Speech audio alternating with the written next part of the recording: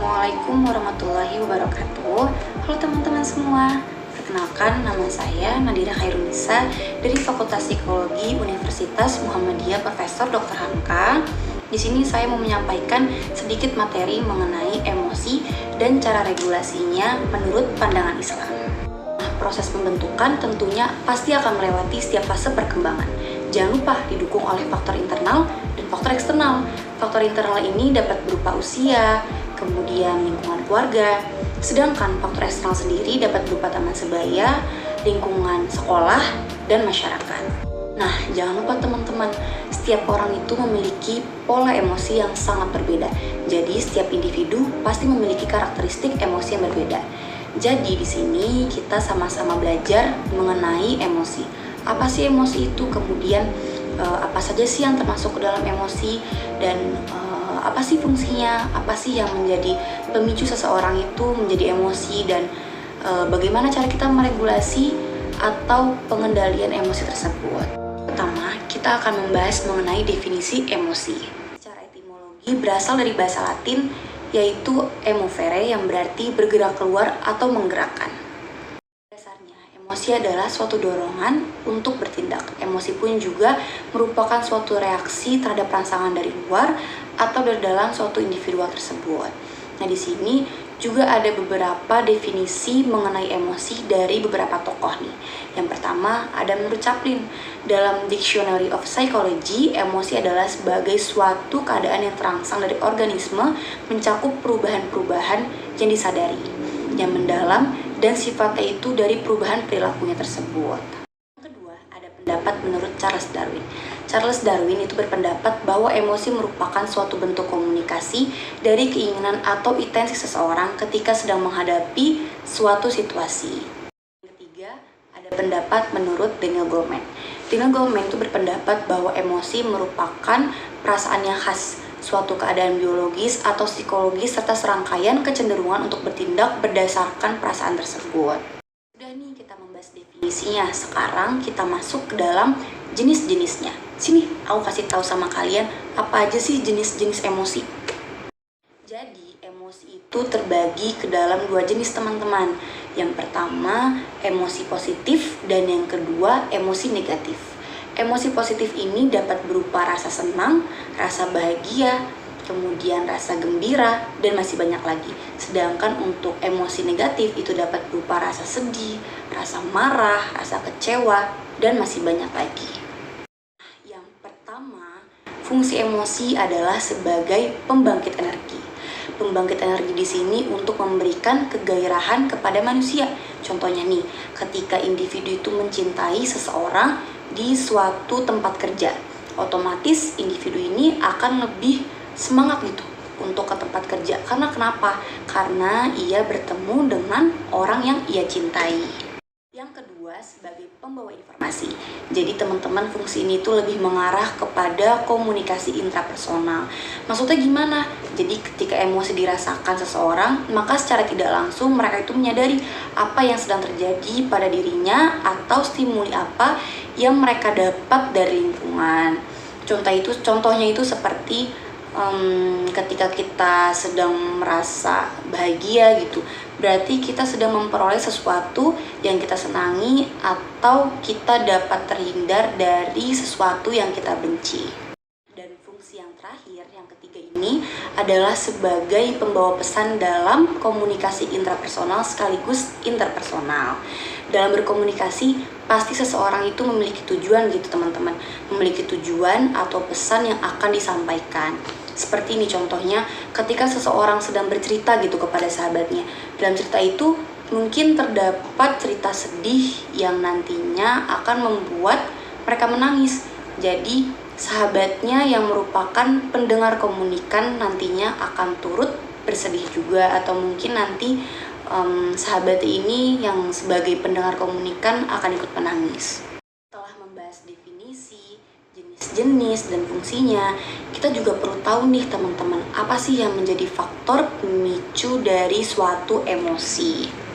Faktor pemicu emosi yang pertama adalah faktor internal atau faktor yang berada di dalam diri individual.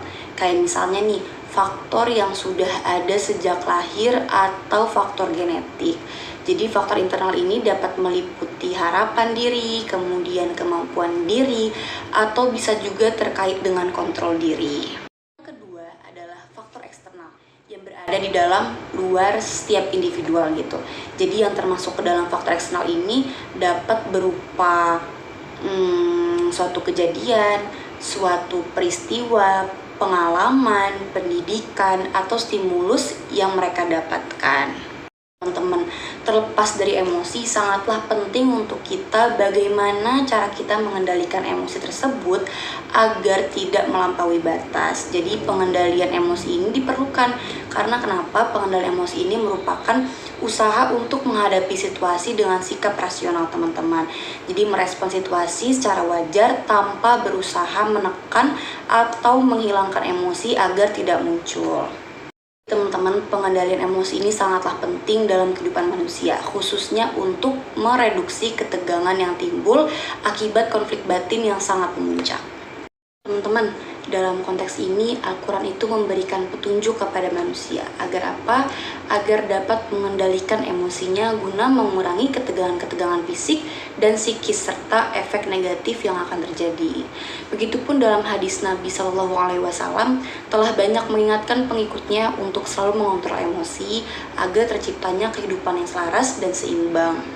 Ada satu riwayat hadis dari Abu Hurairah radhiyallahu anhu bahwa ada seorang laki-laki yang berkata kepada Nabi Shallallahu Alaihi Wasallam, berilah aku wasiat gitu. Beliau menjawab, engkau jangan marah gitu.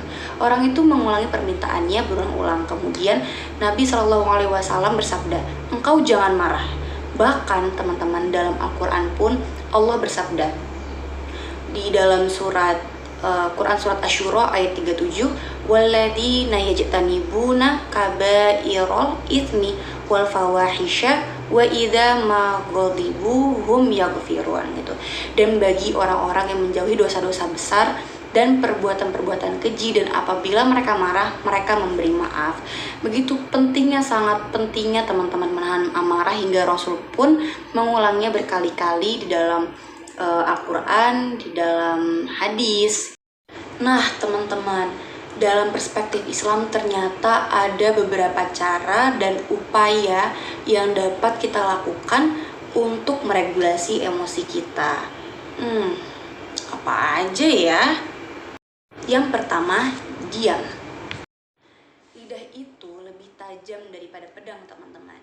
Jadi alangkah baiknya ketika kita marah, kita diam. Karena kita nggak rugi-rugi juga gitu kalau kita diam. Banyak keutamaan dan kebaikan dalam Islam mengenai diam. Di antaranya, kita dapat terhindar dari dosa dan terhindar dari berbagai sifat buruk. Sebagaimana sabda Rasulullah SAW, jika kalian marah, diamlah. Bahkan Rasulullah SAW juga bersabda, maukah kalian beritahukan kepadaku tentang ibadah apa yang paling mudah dan paling ringan untuk badan gitu? Diam dan akhlak yang baik. Hadis riwayat Ibnu Abi Dunya. Selain sebagai cara untuk mengendalikan amarah, diam itu juga merupakan ibadah yang paling ringan. Tariklah nafas kalian yang panjang, lalu hembuskan secara perlahan sambil berzikir. Insya Allah emosi pun akan mereda. Kedua, rubahlah posisi tubuh. Jika kalian marah dalam keadaan berdiri, maka hendaklah duduk. Namun jika masih marah juga, hendaklah berbaring. Tapi jika kalian masih marah juga, hendaklah kalian berwudu. Sebagaimana yang diceritakan dalam sebuah riwayat dari Abu Dzar radhiyallahu anhu, Rasulullah SAW menasihatkan, apabila kalian marah dan dia dalam posisi berdiri, hendaknya dia duduk. Karena dengan itu marahnya itu bisa hilang gitu. Jika belum hilang juga, hendaklah dia mengambil posisi tidur. Hadis riwayat Ahmad dan Abu Dawud. Yang ketiga, berwudu. Wudu itu bukan hanya berfungsi untuk menghilangkan hadas kecil, teman-teman. Namun wudu ini berfungsi sebagai meredam kemarahan. Marah itu ibarat api yang membakar ke dalam sekujur tubuh. Maka dengan mengalirnya air yang diikuti dengan menyebut asma Allah, insya Allah kemarahan pun akan mereda. Jadi sebagaimana Rasul itu bersabda, innal ghadaba minasyaiton wa inna syaitana khuliqa minan nar wa inna ma tutfan nara bil ma'i fa idza ghadaba ahadukum falyatawadda. Sesungguhnya marah itu berasal dari setan, sedangkan setan itu diciptakan dari api dan api dipadamkan dengan air. Karena itu, apabila seseorang di antara kalian marah, hendaklah berwudu. Hadis riwayat Abu Daud. 4. Mengingat keutamaan menahan amarah. Jadi teman-teman, kita harus ingatlah bahwa marah itu hanya akan membawa keburukan bagi kita. Berbagai hormon seperti adrenalin itu akan semakin banyak dikeluarkan ketika kita marah, sehingga menyebabkan berbagai macam penyakit. Terus Rasul juga udah menjelaskan gitu bahwa ada banyak keutamaan dari dalam menahan emosi. Siapa yang dapat menahan amarah pada saat ia mampu melakukan pembalasan dan melampiaskannya, maka Allah akan memenuhi hatinya dengan pengharapan, ampunan dan balasan yang baik pada hari kiamat. Itu hadis riwayat Tabrani. Dan kemudian dari Sufyan At-Tsauri bercerita, suatu hari Abu Khuzaimah Al-Yarbu'i bertemu dengan Fudail bin Iyad untuk membahas masalah zuhud.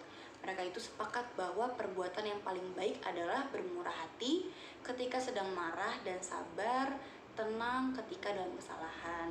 Kemudian ada lagi dari hadis riwayat Ibnu Majah yang mengatakan bahwa tidak ada tegukan yang lebih besar pahalanya daripada orang yang meneguk kemarahan demi mengharapkan ridho Allah.